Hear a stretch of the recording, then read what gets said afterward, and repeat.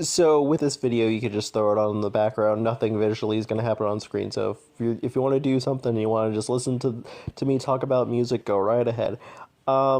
So what's my name Red version is a very much of a pro and a con sort of dealio. So I'm gonna start with the cons first. So one of my biggest issues with this is I was really excited for a brand new Descendants Generation 2 song to drop.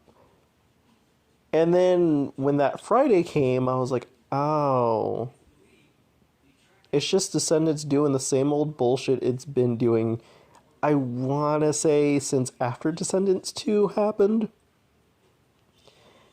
And like for me, I'm just so used to either the Disney Channel YouTube channel or the Disney Vivo channel just going, here's a new Descendants remix, here's a new Descendants mashup with like zombies or something. Like I'm just so numb to it at this point. And like that's okay if it's like cute for like YouTube or like random wherever you stream your music type of place. That like that's fine. Heck, it was fine for Descendants 3. It was a celebration of like, oh hey, we finally made it to the third and last film of Generation 1. Let's do something cute like a VK mashup of Rotten to the Core. Stuff like that, that's acceptable. That's totally fine. But like this is a new generation. Why are we doing something like this? Then that kind of brings me to the logical reason as to why we have it. Soundtrack wise, it's very clear that we just don't have like a Descendants Wicked World coming up. And if we do, it'll probably end up like what Zombies Reanimated has done, and like there's no CD or anything. It's just, hey, stream the theme song on any streaming music platform. There you go. So who knows if that will be the case for like Descendants if it has a Wicked World style Generation 2. But in terms of right now, this is just soundtrack filler. And you know what? All right, fine. That's fine. Y'all don't have anything like Descendants 1 where you threw some Wicked World tracks in there. That's fine. Like that's fine. And then that kind of brings me to the second one. So Disney Plus has kind of really screwed over Disney Channel. Like, sure, they have like a kind of like a dichotomy relationship, but Disney Channel has to justify why they're airing, say, Zombies 3, for example.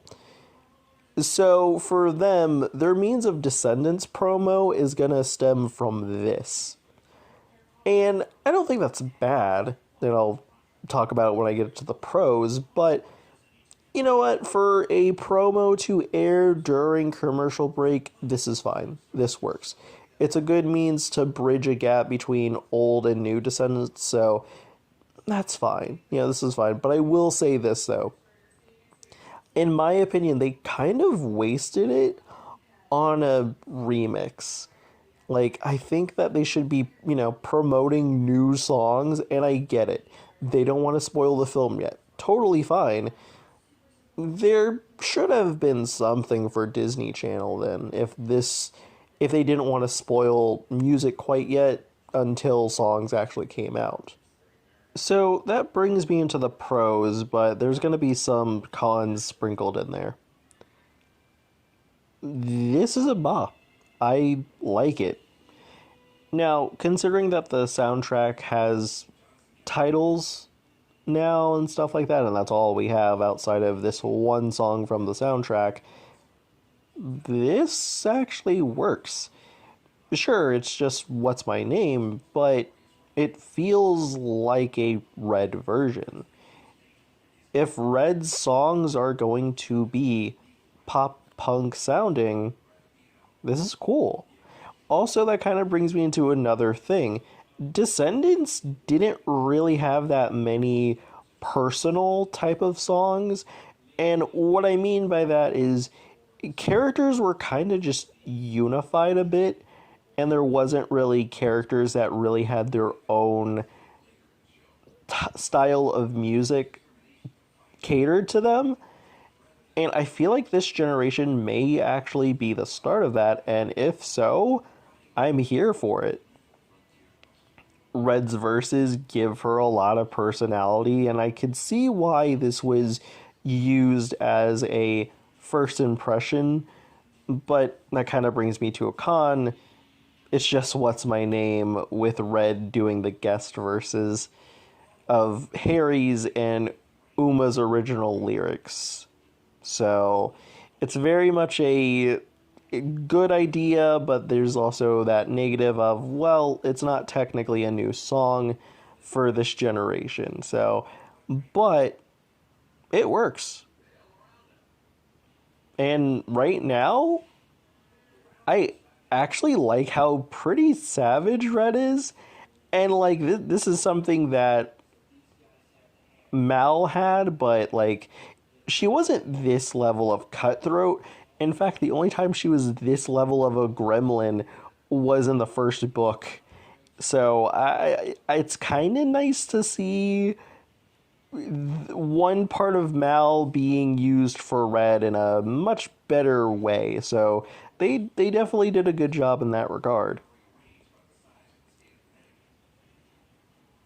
And Uma's new, like, it's still What's My Name, but she has different vocals to it, and she fits very well with it, and it feels like she's never really lost her touch from Descendants, and I think that's really great to see for Uma. Also, apparently, I heard that we have new choreographers now, and let me tell you, I'm interested to see what we actually get with new material that isn't old material. And mind you, the dance choreography isn't the same as What's My Name from the OG film. It was something different, but again, I'm kind of knocking the song down a bit just because it's just Descendants doing their this is this is insert old song here. Sheen, you've shown us Descendants remix number 5 already in this class. Bring something new. So it's one of those very push and pull things where I can praise it and then kind of be negative a bit.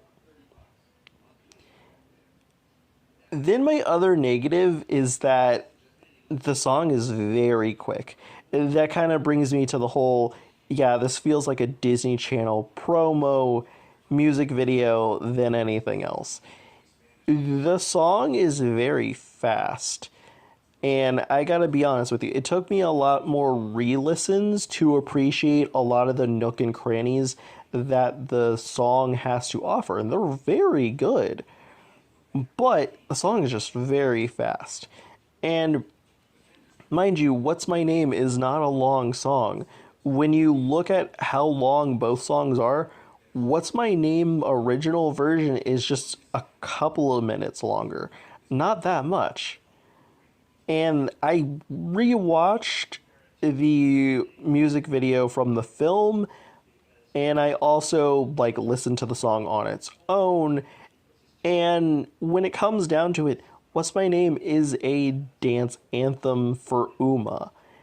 And because of that, there's a lot of things going on visually for when the scene shows up in the movie that works. When you're not listening to the song inside the movie, it still works as a character dance anthem.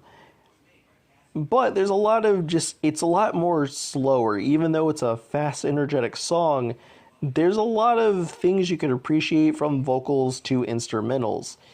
I can still do that with the Red version, but it takes a lot of listens to appreciate everything simply because it's going by pretty quickly.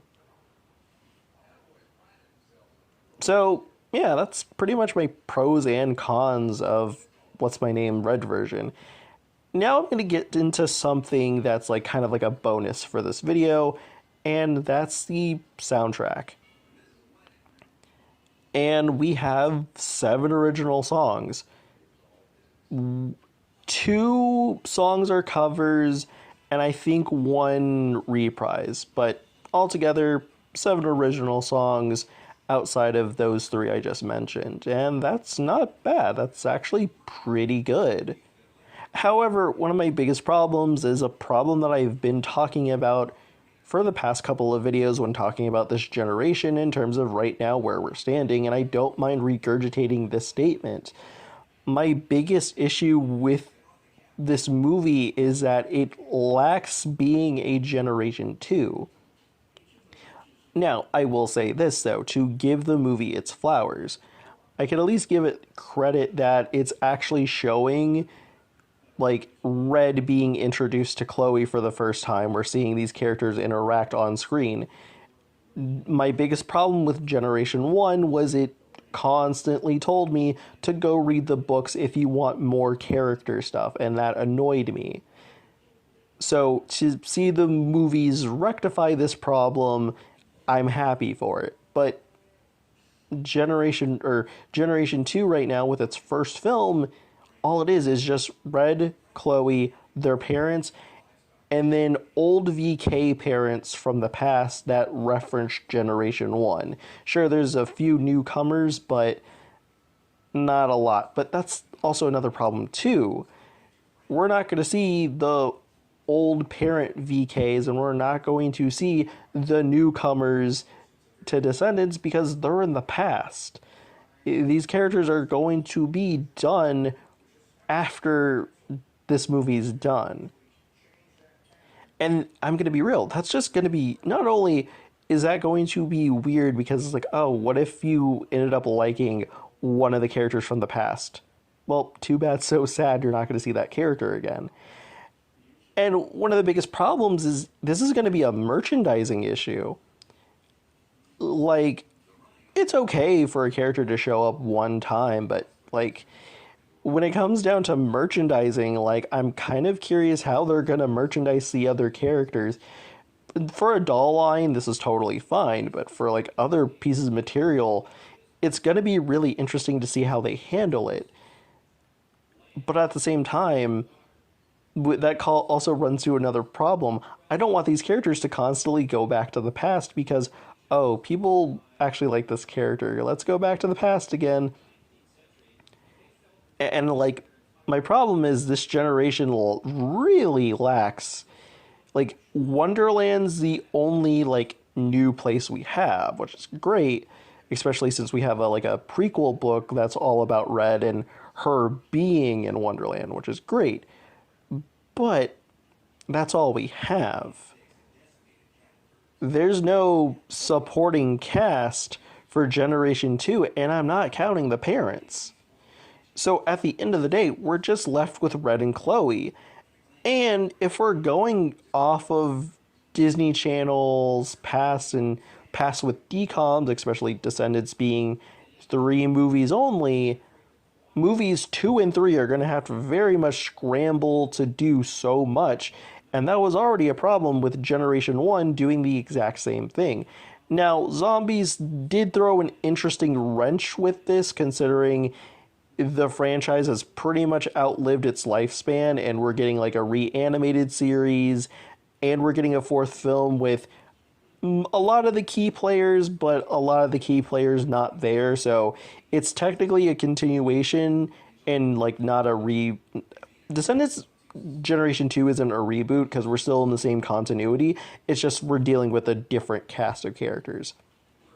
So who knows if Zombies' interesting wrench threw in that this generation could go on for a bit longer. So like I don't really know. And that uncertainty kind of has me a little bit worried. So the time travel, it works for the storyline of keeping Red the main character, introducing Chloe, and, you know, opposite personalities attract. It's a good idea for that. Very simplistic, very, very straightforward, but it is going to have some repercussions for doing a time travel plot for your first film. So that's really all I have for this video.